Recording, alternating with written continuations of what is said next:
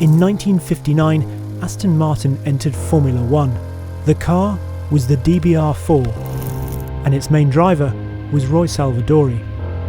My first impression of the car was good. The road holding was excellent, and the brakes were absolutely fabulous. They really were good. And all round, I thought that we had a competitive car. Silverstone, of course, is a series of very fast corners. At 90 miles, I was just 3 seconds behind Jack, but I thought I was pushing it rather, and I felt that Jack could have gone quicker, so I settled for second position. However, I did make fastest lap, which equaled the circuit lap record. Aintree was quite a fast circuit, but with some slow corners in the infield, and so our indifferent performance from low revs really told against us. And while the smaller, lighter, and generally more agile rear engine cars rushed around successfully, we were having a hard time. The fundamental problem with the Aston was weight. This race really told us that an Aston with full tanks wasn't as competitive as we'd hoped, and we were struggling from then on. The writing was on the wall.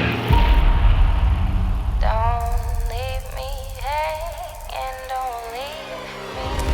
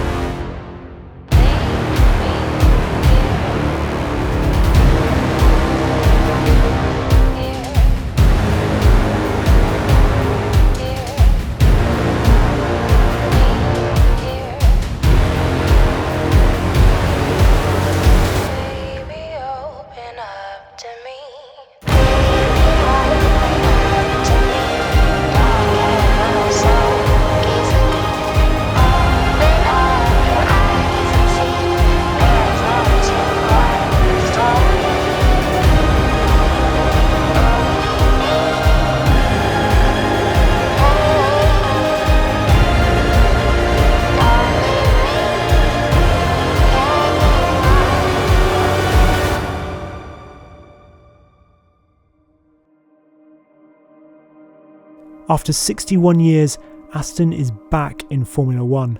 And to talk us through the stunning livery of this F1 car, here's Aston Martin's Chief Creative Officer, Marek Reichman.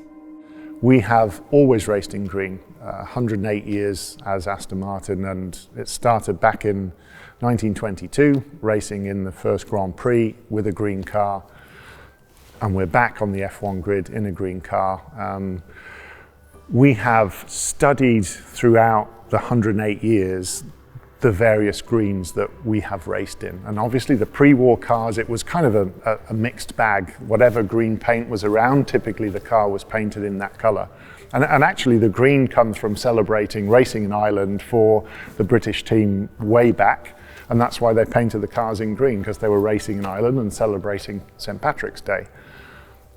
Post-war, 59, famously winning at Le Mans with the DBR1, and this is a derivation of that green. So for me, that's one of our most beautiful cars. The DBR1 is an incredible car, and the green really makes that car, and it's synonymous with our racing history. And what we did was take that green and develop it for the F1 car. It does seem very simple. It's just a green car. Actually, there's a lot more to it than that. Believe it or not, that's a 12-month process to get the color right.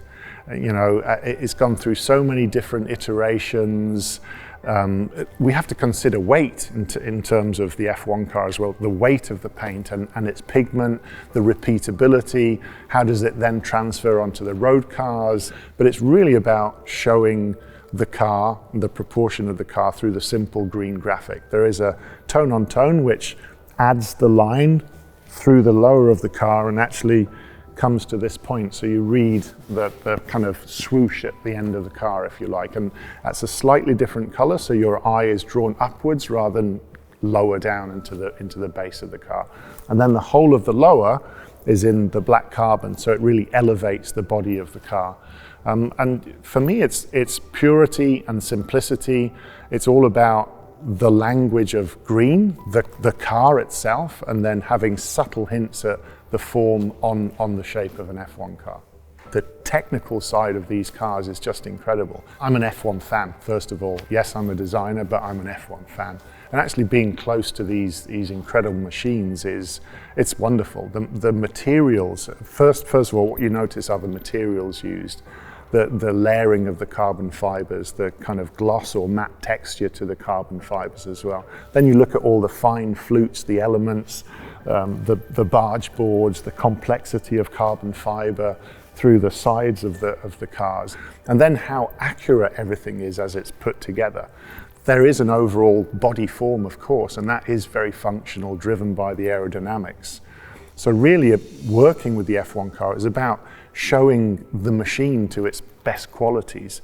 And there's just such amazing products to look at. I'm amazed every time I see them. And of course, when they move for the first time, you see them leaving the pit garage, the hairs on the back of my neck always go up. Of course, a big part of any F1 livery these days is the sponsors' logos, but what do they all mean? I'm so glad you asked. Cognizant, American IT company. Peroni Libera, Italian alcohol-free beer. IFS stands for Industrial Financial Systems. It's a software company based in Sweden. JCB, British Diggers. Pirelli, you probably know that one. NetApp, American company providing data storage. SentinelOne, an American cybersecurity company. BWT, Best Water Technology, an Austrian water treatment company. Bombardier, business jets. Alpine Stars, the Italian racewear manufacturer, what the drivers will be wearing in the cars.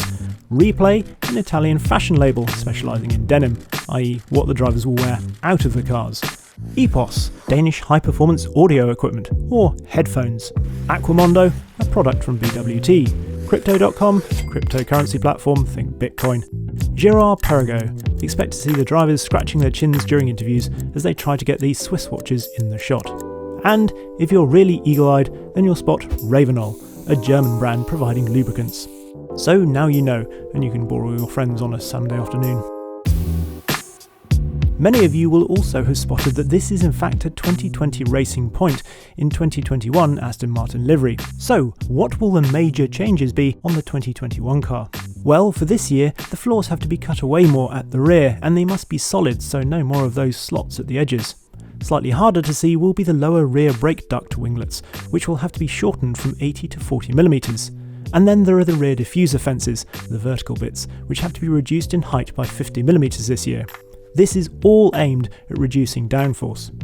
There's also been a slight increase in the minimum weight of the cars in their unfueled state, rising from 746 kilos to 752 kilos, and the minimum weight of the power unit has gone up from 145 kilos to 150 kilos in 2021. Pirelli has developed a new, more robust tyre compound for this year. And after the hullabaloo around Racing Point's 2020 car looking very much like a 2019 Mercedes, there are now stricter rules on teams copying or reverse engineering other teams' parts. Now, if you've got a Formula 1 car in a studio and no one's looking, what do? Sit in it, of course, if only to see if you fit. Which, amazingly, I do. The halo really isn't as intrusive as I thought it might be either, and lying back, legs in the air, got me thinking of another car. Another Aston Martin, in fact. The extraordinary Valkyrie. Sitting in the new hypercar really does have the same closely packaged, extreme, slightly intimidating vibe as the F1 car. In fact, it's quite interesting comparing the two cars in other ways as well. You can certainly see similarities in the aero addenda, with vortex generators in similar places such as the ends of the front wings, and those aforementioned slots in the floors. But the Valkyrie is much more focused on ground effects, with its huge Venturi tunnels under the car creating low pressure and sucking it to the ground. The current F1 car of course tries to do the same thing, but the rules inhibit it. The new 2022 Formula 1 rules will see cars more akin to the Valkyrie, encouraging ground effects. The actual dimensions of the two cars are also interesting. The widths are similar, 1900mm for the Valkyrie, 2000mm for the F1 car, although the F1 car's bodywork between the wheels cannot exceed 1600mm. The big difference is in the length of the cars. The Valkyrie is 4.6 metres long, but the F1 car is a gargantuan 5.7 metres long. The Valkyrie will produce 1,000 brake horsepower from its naturally aspirated V12, revving to over 11,000 RPM, with an additional 160 brake horsepower from the E-motor. By comparison, the F1 car's tiny 1.6 litre turbocharged V6 produces around 850 brake horsepower, revs to a capped 15,000 RPM, and there is an identical additional 160 brake horsepower from its MG UK. The Valkyrie's 2G cornering ability is sensational for a road car and will increase to over 3G for the track-only version, but an F1 driver will be subjected to up to 6G while cornering. However, the 4G braking capability of the Valkyrie is very close to the 5G experienced in the F1 car. So there we are, a Red Bull and a Mercedes both wearing Aston Martin badges. I jest. This has been a fascinating comparison in two incredibly impressive and rather beautiful cars that Sebastian Vettel and Lance Stroll will no doubt be eager to get their hands on. Now, you want to hear that Valkyrie start up, don't you?